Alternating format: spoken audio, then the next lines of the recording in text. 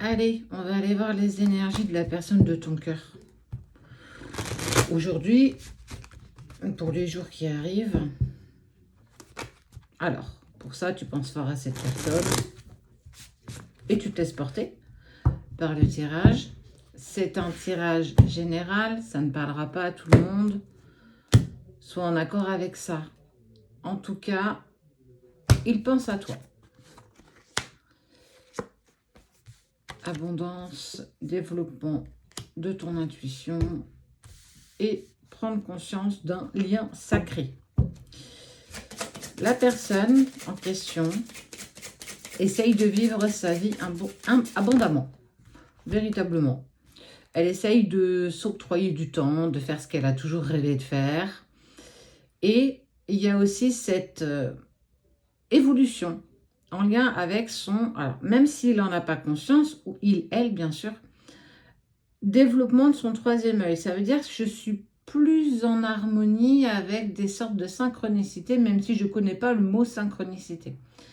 Je suis comme connectée, comme quelque chose qui me connecte et qui me rappelle à toi. Et on parle de lien qui est protégé.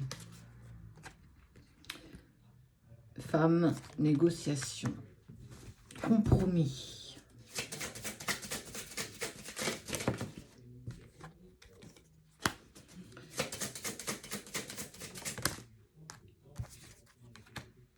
Tu t'es posé la question de savoir s'il y avait le retour. Et ben on est clairement en train de te dire que en fait, ne te pose pas 20 fois la question, c'est une évidence. Même si tu as des doutes aujourd'hui, même si tu as des doutes sur ce qui ne se met pas en place, il y a de toute façon un retour qui est prévu pour vous deux. C'est pas forcément un retour à la relation, un retour à ce que vous avez vécu, mais c'est surtout un retour en premier lieu à une communication. Hop, c'est mieux comme ça. Ce que la personne de ton cœur ne te dit pas, en tout cas ce qu'elle vibre en ce moment, c'est qu'elle se sent hyper connectée à toi, même si elle a fait des choix, elle a pris des décisions pour lui, pour son intérêt personnel. Il a cette forme de connexion pour toi. La sensation de frisson, de pensée, d'émotion, qu'on va appeler l'ascenseur émotionnel, les montagnes russes, je me sens bien, je me sens pas bien, je pense à elle, je pense pas à elle, j'essaie de me l'enlever de l'esprit.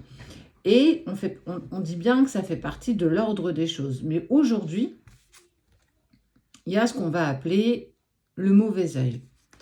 Qu'est-ce que c'est le mauvais œil?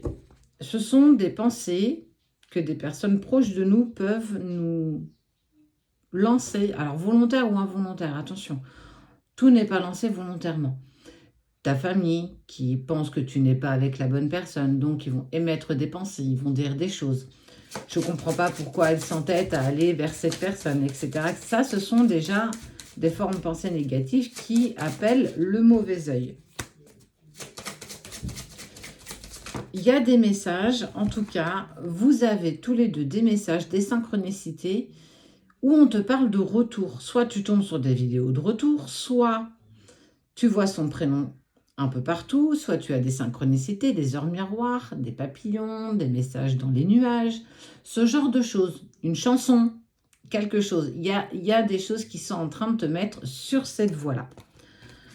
Et on te dit que il y a des pensées qui sont partagées. Vous êtes des vases communicants, mais aussi énergétiques. Si tu es dans l'ego, il est dans la fuite. Si tu es en lâcher-prise, il est aussi en lâcher-prise. Et on voit que vous êtes bien plus en symbiose.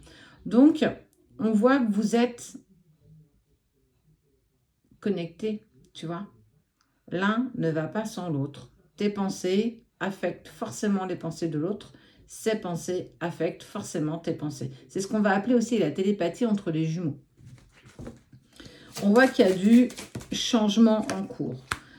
La personne de ton cœur, elle a véritablement besoin d'isolement. Elle passe des moments compliqués, pas forcément par rapport à toi. C'est ce qu'il faut aussi entendre. Il a aussi ses propres problèmes, ses propres ennuis, ses propres dépassements aussi personnels à faire. Il veut l'abondance dans sa vie. Cette personne, elle veut vivre correctement sa vie. Mais pour pouvoir accéder à un bien-être, il faut parfois se délester de choses qu'on n'a plus besoin au jour d'aujourd'hui, dans l'instant présent. Et c'est clairement ce que la personne de ton cœur est en train de faire.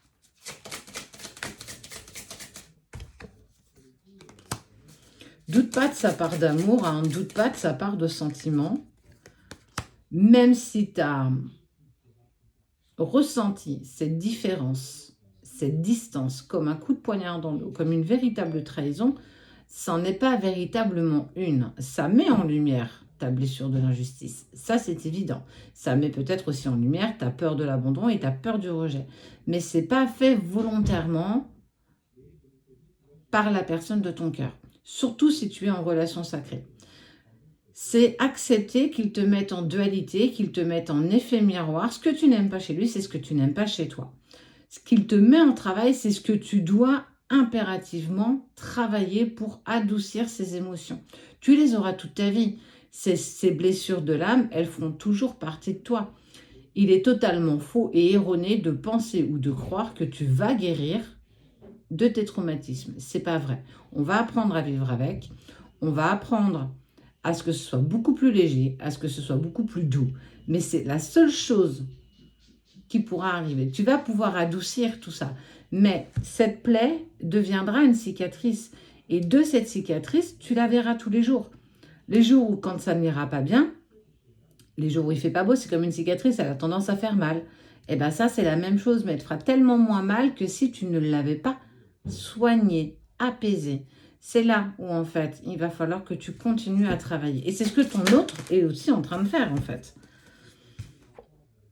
Dans ce silence et cette distance, ben, il va s'imposer, le garçon. Et on voit qu'il y a, hop là, l'éternité et le pardon.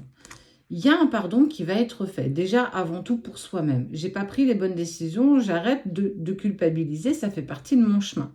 C'est OK. Ensuite, c'est aussi accepter tout ce qui va en découler, tout ce qui va ressortir de ça. C'est aussi accepter et pardonner l'autre avec sincérité. Plus tu seras sincère dans ton pardon, plus il sera puissant et plus tu pourras en fait continuer à dépasser ces étapes, ces épreuves que la vie te met sur ton chemin. En tout cas, il n'y a rien qui me dit qu'il va parvenir.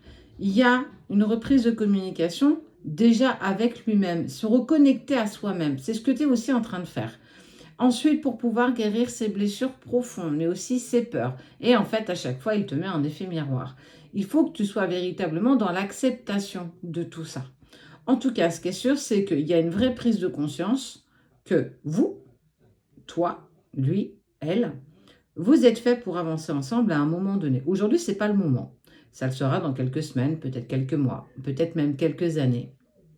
Mais en tout cas, ne mets pas la charrue avant les bœufs, ne vends pas la peau de l'ours avant de l'avoir tué, ne lance pas de choses hypothétiques. Continue déjà d'être focus sur toi pour être dans l'autosuffisance, pour que l'autre soit aussi dans l'autosuffisance. Donc, continue ce parcours qui est le tien.